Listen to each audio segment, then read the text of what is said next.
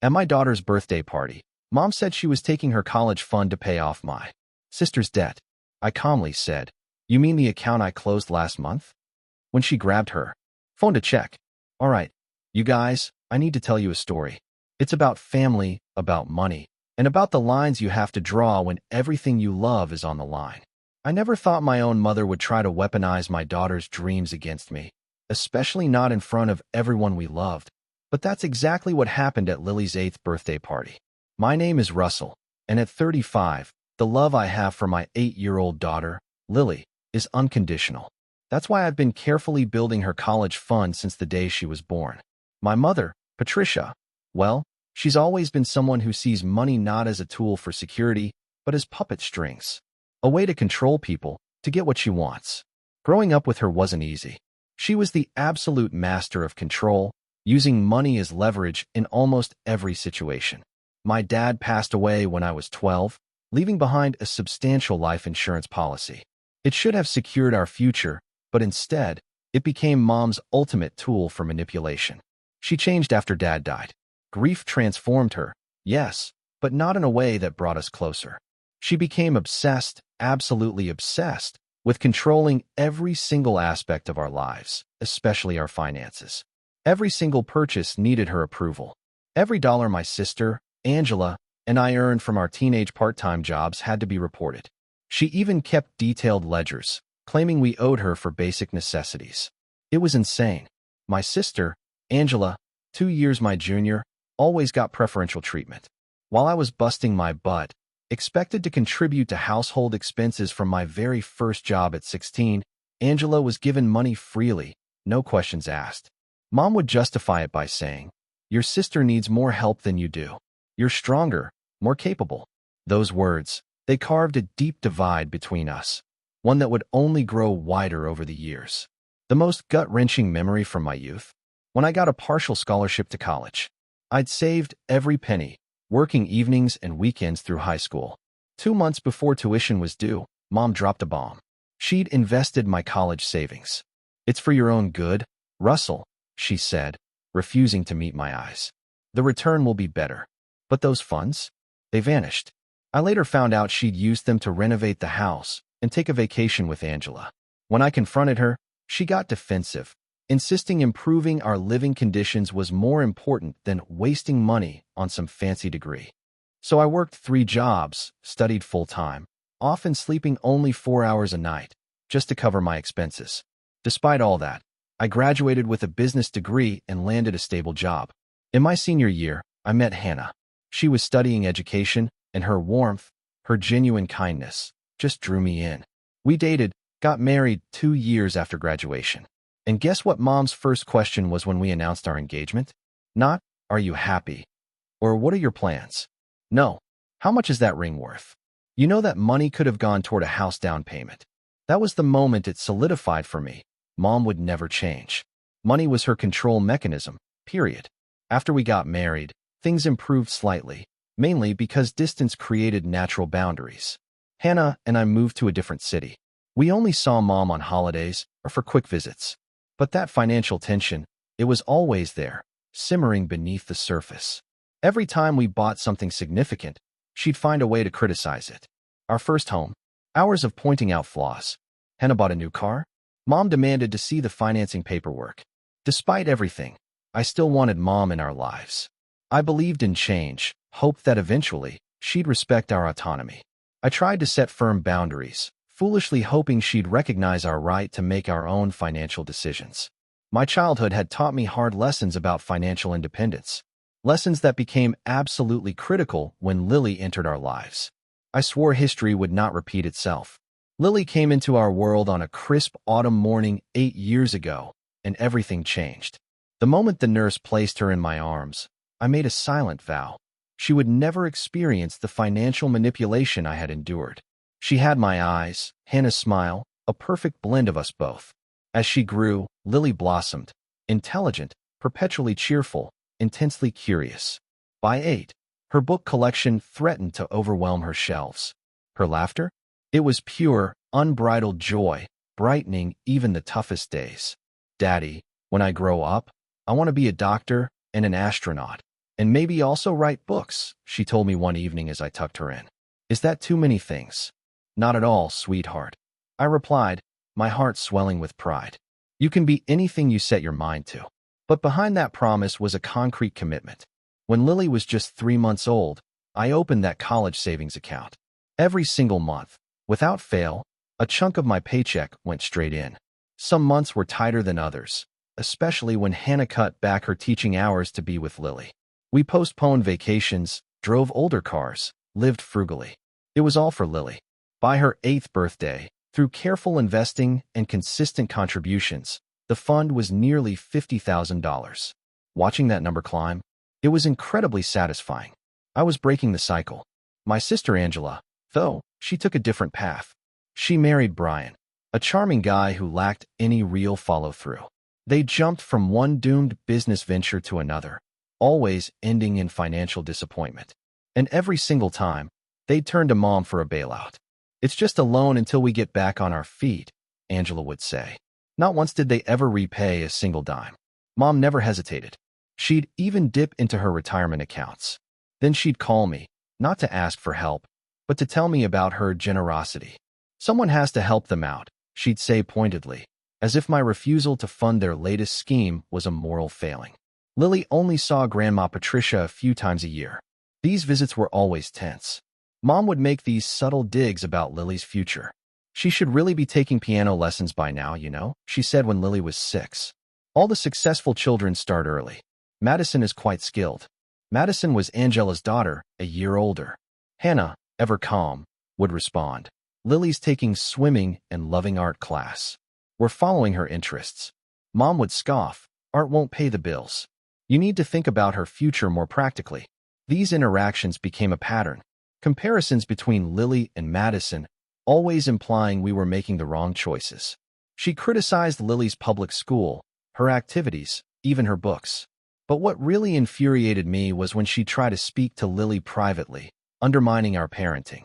Once, I overheard her telling Lily, "Your parents don't understand how important it is to plan for the future.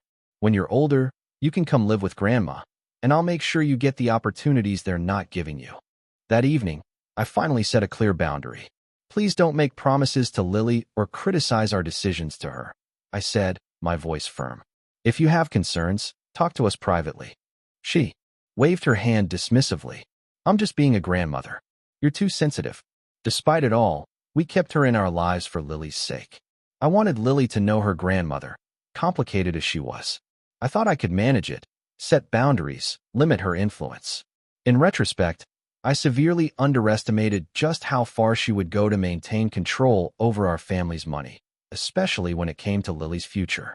The trouble truly began on an ordinary Tuesday evening. I was helping Lily with her science homework when my phone rang. "Angela." I almost didn't answer. Our calls were so predictable. Small talk, then a request for money. But she was my sister. I answered. "Russell, I need your help," Angela said, her voice strained. "Brian and I are in serious trouble." I sighed, excusing myself from the table and stepping into the hall. "What's going on?" "We invested in a restaurant franchise. The owner promised it was a sure thing, but he took our money and disappeared." She paused for dramatic effect. "We're $45,000 in debt, and the bank is threatening to foreclose on our house." The amount hit me like a punch to the gut. It was almost exactly what we had saved for Lily's education. "Angela, I'm sorry that happened, but I can't help financially. We're committed to Lily's future. It's not fair." Her voice rose. "You have a stable job and savings.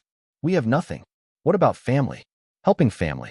I've offered to help you build a budget and find financial counseling." I reminded her. "We don't need a lecture. We need money." Angela was shouting now. "If you won't help, I'll talk to Mom. She at least understands family loyalty." After the call ended, I sat on the edge of our bed, my stomach tied in knots. Angela involving Mom was terrifying. Throughout our adult lives, Mom had always sided with Angela, no matter the circumstances. 2 days later, Mom called. Her voice was eerily calm, a tone I recognized from childhood as a dangerous sign. "Russell, I've been thinking about Lily's college fund," she began, without preamble. "She's only 8. That money could be put to better use now, helping your sister through this difficult time." I gripped the phone tighter. "Mom, That money is for Lily's future. It's non-negotiable. Don't be selfish, she snapped. Angela needs help now. Lily won't attend college for another decade. You can save more by then. The answer is no, I stated, trying to keep my voice steady. We've worked hard to save that money for our daughter. Mom's tone hardened. You seem to forget that I'm still a signatory on that account. I helped you set it up, remember? If you won't be reasonable, I might need to take matters into my own hands. The threat hung in the air. When Lily was born, Mom had insisted on being there when we opened the fund. At the time, I thought it was just her wanting to be involved. I had allowed her to be added as a signatory, a decision I now deeply regretted. Are you threatening to take money that belongs to your granddaughter? I asked, struggling to keep my voice even. I'm talking about helping family in need, something you clearly don't understand. She hung up before I could respond. That night, I explained the situation to Hannah. Her face paled as she realized the implications. She wouldn't really take Lily's money, would she? Hannah asked, but her expression told me she already knew the answer. We need to move the funds immediately, I said. First thing tomorrow, I'm going to the bank. The next morning, I took a rare day off and was at our bank the moment it opened. The process was more complicated than I anticipated, involving multiple forms and verification. I couldn't just remove Mom as a signatory. I had to close the account entirely and open a brand new one in Lily's name with only Hannah and me as custodians. This is unusual, the bank manager commented as she processed the paperwork. The account has been well maintained for years. I gave a vague explanation about updating our financial arrangements, unwilling to share the family drama with a stranger. By noon, the transfer was complete. The new account had additional security measures, including notifications for any withdrawal attempts, and no physical branch access without both Hannah's and my approval. Driving home, I felt this strange mix of emotions. Guilt, yes, for taking such drastic measures against my own mother. But mostly, an overwhelming sense of relief. Lily's future was now secure. Later that week, Lily's birthday invitation arrived. Mom had never formally requested one before, but I recognized her handwriting immediately. The card was addressed specifically to Lily, with a note inside. Dearest Lily, Grandma can't wait to celebrate your special day with a very special surprise. Love always, Grandma Patricia. I showed it to Hannah. She frowned. What do you think she's planning? I don't know, I admitted, but I don't like it. Despite our misgivings, we couldn't exclude Mom from Lily's birthday. Whatever issues existed between adults, I didn't want to deprive Lily of her grandmother. We decided to proceed, but remained vigilant. Lily's 8th birthday party transformed our backyard into an enchanted forest. Fairy lights, streamers, a 3-tiered cake. Hannah had planned every detail. Lily, in her favorite purple dress and a paper crown, darted between guests, her face glowing. By 3 o'clock that Saturday, our home buzzed with 8 excited children and their parents. Lily pulled me toward the gift table. Dad, come see what Jake brought me. I knelt beside her, sharing her excitement, but my eyes were on the driveway, waiting for Mom. She was 30 minutes late, unusual for her. At 3:30, Mom's silver sedan pulled in. Angela emerged from the passenger side, followed by Brian and their daughter, Madison. I hadn't expected them, as they hadn't RSVP'd. I greeted them politely. Mom barely acknowledged me, brushing past to find Lily. Angela avoided eye contact. Brian seemed deeply uncomfortable. Grandma, Lily exclaimed, running to embrace her. I thought you weren't coming. Never, Mom said. And miss my favorite granddaughter's birthday? She handed Lily a small, exquisitely wrapped package and an envelope. For the next hour, I watched Mom and Angela having multiple hushed conversations in corners of the yard. Their expressions were serious despite the festive atmosphere. Whenever I approached, they'd abruptly change the subject or separate. The tension was palpable, but I was determined not to let it ruin Lily's day. After outdoor games and pizza, Hannah announced it was gift time. Friends and family gathered. Lily unwrapped presents with methodical care, thanking each person. A science kit, books, art supplies, a telescope from Hannah and me that elicited a squeal of delight. Mom's gift was a delicate silver bracelet. It's beautiful, Grandma, Lily said, letting Mom fasten it. The envelope contained a birthday card and $50. Nothing seemed amiss. I started to think my concerns had been overblown. After presents, Hannah brought out the cake. We sang happy birthday. As Lily prepared to blow out her candles, Mom stood up. She tapped her water glass with a spoon, calling for everyone's attention. An artificial brightness was in her eyes, immediately setting off alarm bells in my mind. Before we continue celebrating, she announced, I have a special announcement about Lily's future. The yard fell silent. Even the children stopped fidgeting, sensing something was wrong. As many of you know, Lily has a college fund that her parents and I have been contributing to since she was born. An outright lie. She had never contributed a cent. Today, I want to announce that those funds will be redirected to help Aunt Angela and Uncle Brian through a difficult financial period. Gasps. Uncomfortable murmurs rippled through the guests. Lily looked confused, her cake momentarily forgotten. Hannah gripped my hand under the table, her fingers digging into my palm. This is what family does, Mom declared, smiling at Angela. We help each other in times of need. Lily is young and has many years ahead to save for college. But her aunt needs help now. The silence that followed was deafening. I felt every eye in the yard shift from Mom to me, waiting. Lily's lower lip trembled as she looked up at me for an explanation. With deliberate calm, I stood up, placed my napkin on the table, and addressed Mom directly. You mean the account I closed last month? The color drained from Mom's face. She fumbled in her purse for her phone, presumably to check the account status immediately. Her fingers trembled as she navigated the banking app. What have you done? She hissed, all pretense of celebration abandoned. I protected my daughter's future, I replied evenly. The money has been moved to a new account that only Hannah and I can access. Mom's face contorted with rage. You had no right. I'm a signatory on that account. Which is exactly why I had to close it, I said, keeping my voice steady despite the adrenaline coursing through me. That money is for Lily's education, not for bailing out Angela and Brian from another failed investment. How dare you? Mom's voice rose to a shout. After everything I've done for you, this is how you repay me? By stealing. Children began to cry, including Lily, who buried her face in Hannah's shoulder. Parents shifted uncomfortably, some discreetly gathering their belongings, ready for a quick exit. Mom, I think you should leave, I said firmly. You've upset the children and ruined Lily's party. This isn't over, she threatened, jabbing a finger in my direction. You'll regret this, Russell. I promise you that. As Mom stormed toward the house, Angela and Brian trailing behind her, I turned to our remaining guests. I apologize for the disruption. Please, let's continue celebrating Lily's special day. But the damage was done. The party atmosphere had evaporated, replaced by awkward tension. Within 30 minutes, most guests had made polite excuses and left. Lily sat at the table, tears streaming down her face, her untouched cake a sad reminder of how quickly joy can be shattered. Why is Grandma so mad? She asked in a small voice. Is it because of me? I knelt beside her, taking her small hands in mine. No, sweetheart. This has nothing to do with you.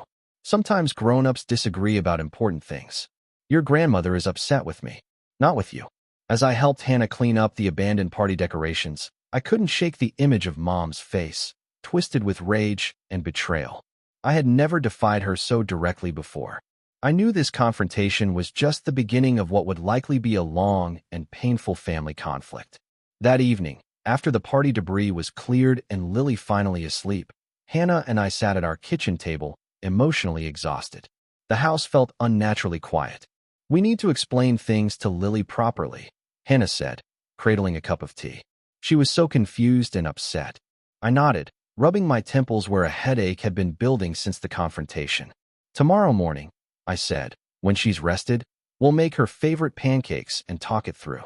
True to our word, the next morning we made a special breakfast and sat with Lily for an age-appropriate conversation. She pushed blueberries around her plate as we began. Honey, do you remember when we talked about saving money for special things? I asked gently. She nodded, like how I saved my allowance for the big Lego set. Exactly, Hannah said. Dad and I have been saving money for something very special for you, too. Your college education. That's when you'll be all grown up and can study to become whatever you want to be, like a doctor or an astronaut. Lily asked, referencing her current career aspirations. Exactly, I smiled. That money is just for you and your future. It's our gift to you. But Grandma wants to give it to Aunt Angela instead, Lily stated with the straightforward logic of children. Grandma believes families should share everything. I explained carefully. And while sharing is important, sometimes we need to protect special things, like your college fund. Is that why you moved the money? She asked, surprising me with her perception. Yes, I admitted. Your future is too important to risk. Lily considered this, then asked the question that broke my heart. Does Grandma love Aunt Angela more than me? No, sweetheart, Hannah interjected immediately. Grandma loves you very much. She just has different ideas about how to help family members. Sometimes grown-ups disagree about these things. Like when Zoe and I fought over whose turn it was on the swing. I chuckled despite the situation. Something like that, but more complicated. The important thing is that Mom and I will always protect your future. That's our job as your parents. Lily seemed satisfied, at least for the moment, and the conversation shifted to her plans for the day. But our family drama was just beginning. By noon, my phone was buzzing constantly with calls and texts from Mom. I finally read one. You've betrayed this family. That money was meant to help all of us. I have called my bank, and they confirm you stole the money from the account. I will be consulting a lawyer about this theft. You've always been selfish, Russell, but I never thought you would stoop this low. I showed it to Hannah, who urged me to block Mom's number temporarily. You need some space to process this. She's trying to manipulate you with guilt. Later that afternoon, Angela called. I almost didn't answer, but decided facing this directly was better. How could you do this to me? She sobbed into the phone. We're about to lose everything, and you're sitting on a pile of money that could save us. That money is for Lily's future. I repeated. It felt like the 100th time. I've offered to help you create a budget and financial plan, but you've refused. A budget won't pay off $45,000 of debt, she cried. The bank gave us 30 days before they start foreclosure. Mom was our last hope, and you ruined it. Angela, this pattern can't continue, I said, trying to be firm but gentle. Brian has had 4 sure-thing investments fail in the past 3 years. At some point, you both need to take responsibility for your financial decisions. You're destroying our lives, she said bitterly before hanging up. Over the next few days, the situation escalated. Extended family members started calling, some supportive, others critical. Apparently, Mom had been busy sharing her version of events. Your mother says you stole money from her, my cousin Thomas said when he called. Is that true? No, I explained wearily. I moved Lily's college fund to an account where it would be secure. Mom was threatening to take it. Thomas paused. That sounds like Aunt Patricia. She tried to get my mom to loan her money from my grandmother's estate years ago, said it was for family emergencies. Mom refused, and they didn't speak for years. These revelations were both validating and deeply disturbing. I began to realize Mom's financial manipulation extended far beyond my immediate experience. The most surprising call came from my mother's sister, Martha, with whom we rarely spoke. After my father died, she and Mom had a falling out that was never fully explained to us kids. Russell, I heard what happened from your cousin Thomas, she began. I want you to know that you did the right thing protecting your daughter's future. Thank you, Aunt Martha, I said, genuinely moved by her support. It's been a difficult week.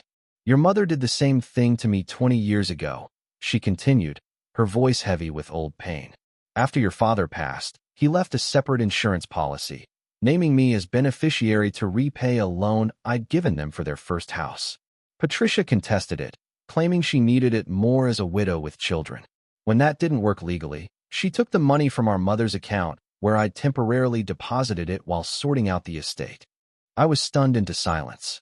This revelation painted Mom's actions in an even more troubling light. There's something else you should know, Martha continued. Your mother has a gambling problem. Has for years. It started after your father died, a way to cope with the grief, I think, but it spiraled. I suspect that's where a lot of the money has gone over the years, including what she's given Angela. The pieces suddenly clicked. Mom's secrecy about finances, the unexplained disappearances of funds, her intense emotional reactions to any perceived financial slight. While this new information helped me understand her behavior, it didn't excuse it. I had no idea, I admitted. She's very good at hiding it, Martha said. I tried to get her help years ago. That's why we stopped speaking. Just be careful, Russell. When it comes to money, my sister can be ruthless. What she did at Lily's party is just the beginning. After hanging up, I felt both relieved to have confirmation that I wasn't overreacting and heartbroken to learn more about my mother's troubles. The gambling addiction explains so much, including perhaps her enabling of Angela's financial irresponsibility. It mirrored her own. That night, I shared everything with Hannah, who listened with growing concern. "If your mom really does have a gambling addiction," she said finally, "she needs help, not access to more money. Maybe this confrontation needed to happen." I nodded slowly. "Maybe, but I'm worried about what she'll do next." Aunt Martha made it sound like Mom won't back down easily. Hannah squeezed my hand. "Whatever comes, we'll face it together." For Lily, a month after the birthday party disaster, life had settled into an uneasy new normal. Mom had stopped calling after I blocked her number, though she occasionally sent handwritten letters filled with guilt-inducing language that I chose not to respond to. Angela had also gone silent. Hannah and I were just beginning to relax when the doorbell rang one Saturday morning. I opened the door to find Mom standing on our porch, her expression a careful mask of composure. Her hair was perfectly styled, her clothes immaculate, giving no outward sign of the turmoil she had created. "We need to talk," she said, not waiting for an invitation before stepping past me into the entryway. "Mom, this isn't a good time," I said, though in truth there would never be a good time for this conversation. "Where's Lily?" she asked, glancing around as if expecting to find her granddaughter hiding. "She's at a friend's house for a play date," Hannah replied, emerging from the kitchen with her arms crossed defensively. "Good. This isn't a conversation for children." Mom set her purse down on our coffee table and took a seat on the sofa as if this were a normal social call. "I've come to discuss the college fund." I remained standing, unwilling to play along with her pretense of civility. "There's nothing to discuss. The money is secure in an account for Lily's future education. You had no right to move that money," Mom said, her voice hardening. "I was a signatory on that account, which you threatened to empty for Angela's benefit," I reminded her. "What did you expect me to do?" Mom's composure slipped momentarily, revealing the anger beneath. "I expected you to behave like family. Angela and Brian are about to lose their home because you're hoarding money that won't be needed for a decade." "That's not how saving for college works," Hannah interjected. "The account grows over time. Taking it now would rob Lily of years of compound interest." Mom dismissed Hannah's comment with a wave of her hand. "There are other ways to pay for college. Loans, scholarships. Angela needs help now. And what about the next time she needs help?" I asked. "Or the time after that? This pattern has to stop." "You've always been jealous of your sister," Mom accused, changing tactics. "You resent that I've helped her more than you." "This isn't about jealousy," I said firmly. "It's about protecting my daughter's future and establishing healthy boundaries." Mom's expression darkened. "Boundaries? Is that what your therapist told you to say?" Her tone dripped with contempt. "Let me tell you something about boundaries, Russell. Family doesn't have boundaries. Family helps each other no matter what. Even if it means stealing from your granddaughter's future?" Hannah challenged. "It's not stealing if it stays in the family." Mom's voice rose. "And if you won't reconsider, I'll have no choice but to tell Lily the truth." I tensed. What truth? That her parents care more about money than helping family? That they would let her aunt lose her home rather than share resources? Mom's threat hung in the air. "How do you think Lily will feel knowing you chose money over family?" The manipulation was so transparent, yet I felt the familiar guilt rising within me. Mom had always been skilled at turning situations around, making her demands seem reasonable and my resistance selfish. "You will not speak to Lily about this," I said, my voice low but firm. "This is between adults. She deserves to know what kind of parents she has," Mom insisted. "Mom, I'm asking you to leave," I said, struggling to maintain my composure. "This conversation is over." "It's far from over," she retorted, remaining seated. "I'm not leaving until you agree to transfer the money to help your sister." Hannah quietly stepped out of the room, and I heard her murmuring into the phone in the kitchen. Mom continued her tirade, listing all the ways I had supposedly failed as a son and brother, how my selfishness was destroying the family, how my father would be ashamed of me. 20 minutes later, there was another knock at the door. Hannah opened it to reveal 2 police officers. "We received a call about an unwanted guest refusing to leave," one officer explained. Mom's face flushed with anger and embarrassment. "You called the police on your own mother?" "We asked you to leave multiple times," Hannah said calmly. "You refused." The officers were professional and courteous, explaining to Mom that she needed to depart as requested by the homeowners. She gathered her purse with trembling hands, her face a mask of fury. "This is how you treat family," she said, her voice breaking slightly. "I will never forgive this betrayal, Russell. Never." As the police escorted her to her car, I felt a complex mixture of relief, guilt, and profound sadness. I had never imagined our family conflict would escalate to this point. After the officers left, Hannah held me. "Did we do the right thing?" I asked, doubt creeping into my voice. "Yes," she said firmly. "We're protecting our daughter and our family. Your mom needs to understand that her behavior has consequences." 2 weeks later, we received a certified letter from a lawyer representing my mother. The letter claimed I had fraudulently removed funds from an account where she was a legal signatory and demanded the return of the money or threatened legal action. I immediately contacted a lawyer of my own who reviewed the documentation from both accounts. "Your mother doesn't have a case," he assured me. "As Lily's parent, you had every right to move those funds to another custodial account. Your mother's status as a secondary signatory didn't give her ownership rights to the money." The lawyer suggested sending a formal response, but I decided to try one more personal approach first. That evening, I sat down and wrote a lengthy letter to my mother, pouring out years of pent-up feelings about her financial manipulation. I described how it felt when she took my college savings, forcing me to work multiple jobs. I explained the pain of watching her repeatedly bail out Angela while criticizing my own financial decisions. I detailed the careful planning and sacrifices Hannah and I had made for Lily's college fund. "Mom," I wrote toward the end, "I understand now that your relationship with money is complicated and perhaps driven by issues I don't fully comprehend. Aunt Martha told me about the gambling, and while that helps me understand your behavior, it doesn't excuse it. I want you in our lives, but not if it means putting Lily's future at risk. I hope someday you'll understand that my boundary isn't rejection, it's protection, both for my daughter and for our relationship." I mailed the letter the next day, unsure if it would make any difference, but feeling lighter for having expressed these long-buried truths. The lawyer's formal response went out the following week, and we waited for the next move in this painful family chess match. 3 months passed with no word from my mother. The certified letter from her lawyer was never followed up with actual legal action, suggesting my attorney's assessment had been correct. She had no legal grounds. Still, the silence was both a relief and a source of sadness. Despite everything, she was still my mother, and her absence left a hole in our family fabric. One crisp fall afternoon, I received an unexpected call from Angela. Her name on my caller ID triggered immediate tension, but I answered anyway. "Hi, Russell," she said, her voice lacking its usual demanding edge. "Do you have time to talk?" We arranged to meet at a coffee shop halfway between our homes the following day.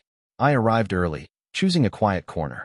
When Angela walked in, I was struck by how tired she looked, with dark circles under her eyes and her usually perfect hair pulled back in a simple ponytail.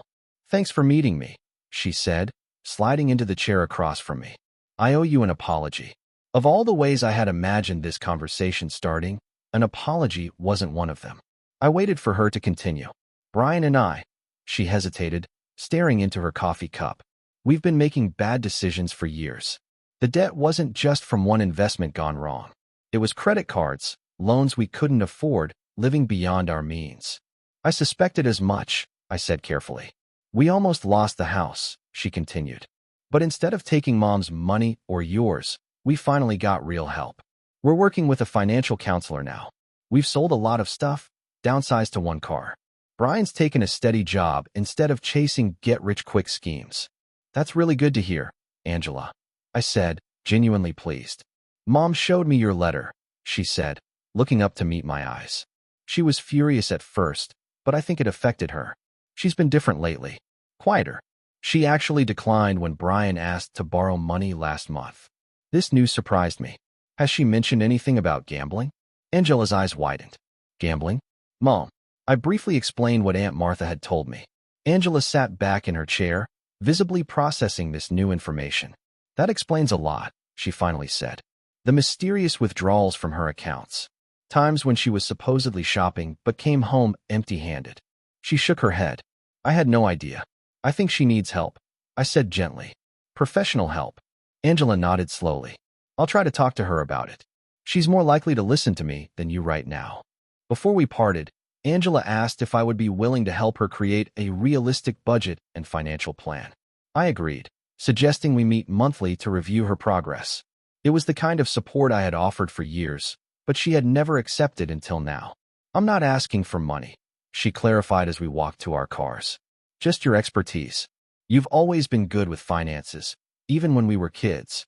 For the first time in years, I felt like I was having a conversation with my sister, not a perpetual financial crisis. It was tentative progress, but progress nonetheless. Life continued. Lily thrived in school and her activities. Hannah received a promotion. My marketing firm took on new clients. The wound in our family began to slowly heal, even without direct contact from my mother. Almost a year after the birthday party confrontation, Lily turned 9. We planned a smaller celebration this year, just a few close friends and family at a local bowling alley. I deliberately didn't send an invitation to Mom, assuming she wouldn't want to attend. To my astonishment, she showed up anyway, carrying a gift wrapped in shimmering paper. She stood uncertainly at the entrance until Lily spotted her. "Grandma," Lily called, running over to hug her. Despite everything, children's hearts remain wonderfully open. Mom approached me cautiously after greeting Lily. "I hope it's all right that I came." Angela told me about the party. "It's fine," I said, surprised to find I meant it. "Lily's happy to see you." The party proceeded without incident. Mom was subdued, watching Lily bowl, interacting with her friends. She made no grand announcements, no attempts to control or manipulate. When it was time for cake, she sat quietly at the back, clapping along as Lily blew out her candles. As guests began to leave, Mom approached me again. "Your letter," she began, then paused, seeming to struggle with what to say next.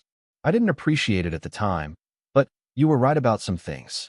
It wasn't an apology, exactly, but from my mother, it was significant. "I meant what I wrote," I said. "I do want you in our lives, just with healthy boundaries." She nodded. The word boundaries no longer triggered immediate rejection. "I'm working on some things," she said, "personal things." She didn't elaborate, but I wondered if she had finally sought help for her gambling. "That's good to hear," I said simply. "The college fund," she said after another pause. "It was never about the money itself. It was about control. I see that now." Before I could respond, Lily bounded over, thanking her grandmother for the art supplies she had given her. The moment for deeper conversation passed, but something had shifted between us. A door had opened, just slightly. Over the following months, we began to rebuild our relationship cautiously. Mom joined us for dinner.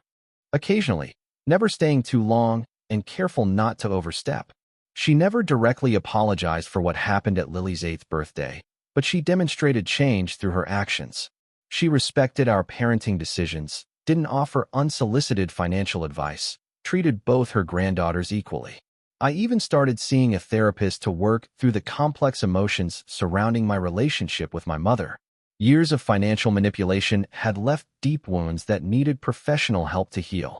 My therapist helped me understand that setting boundaries wasn't selfish. It was necessary for healthy relationships. "Your mother used money as a substitute for emotional connection," my therapist explained. "When you removed that lever of control, she had to face the emptiness of the relationship she had created." Slowly, painfully, our family began to heal. Angela and Brian stuck with their financial plan, gradually reducing their debt. Mom joined a support group, though she never explicitly confirmed it was for gambling. I maintained firm boundaries around Lily's college fund, which continued to grow steadily. The most significant change, though, was in my own sense of freedom. For years, I had carried this immense guilt about not meeting my mother's expectations, not supporting my sister financially, not being the son and brother they wanted me to be. Setting and maintaining that boundary, protecting Lily's future despite intense pressure, broke that pattern of guilt for the first time. Lily is now 10 years old, still dreaming of becoming a doctor or an astronaut or a writer, sometimes all three in the same conversation. She understands money better than I did at her age, asking thoughtful questions about saving, investing, and how her college fund works. Most importantly, she's growing up in a home where financial decisions are made openly and honestly, where money isn't used as a tool for control or manipulation. Last week, she asked me why Grandma used to act differently than she does now. I explained, in age-appropriate terms, that sometimes adults make mistakes and have to learn better ways to show love and support. Like when I got mad at Zoe last year and tried to make her do what I wanted by not sharing my toys, she asked, so perceptively. Something like that. I smiled. Relationships are complicated, even for grown-ups. I'm glad Grandma figured it out, Lily said simply. I like how she is now. The truth is, I do too. Our relationship will never be perfect, and I remain vigilant about potential backsliding. But there's an authenticity to our interactions now that was missing before. By standing firm on that boundary, protecting Lily's future despite the enormous family pressure, I helped create the possibility for genuinely healthier relationships. Sometimes love means saying no to protect what matters most. Sometimes the hardest boundaries to set are the ones that ultimately save our most important relationships from destructive patterns. Sometimes, true love is the courage to protect a child's future, even when it means facing painful family conflict. By protecting Lily's college fund, I wasn't just securing her educational opportunities. I was teaching her the most valuable lesson about self-respect that I wish I had learned much earlier in life. Love isn't giving away everything you have. Sometimes it's about saying no to protect what matters most. Have you ever had to set a difficult boundary with family to protect something important? I'd love to hear your experiences in the comments below. And if this story resonated with you, please hit that like button, subscribe, and share it with someone who might need encouragement to stand firm in protecting what matters most. Thank you for listening. And remember, sometimes the most loving thing we can do is set a boundary.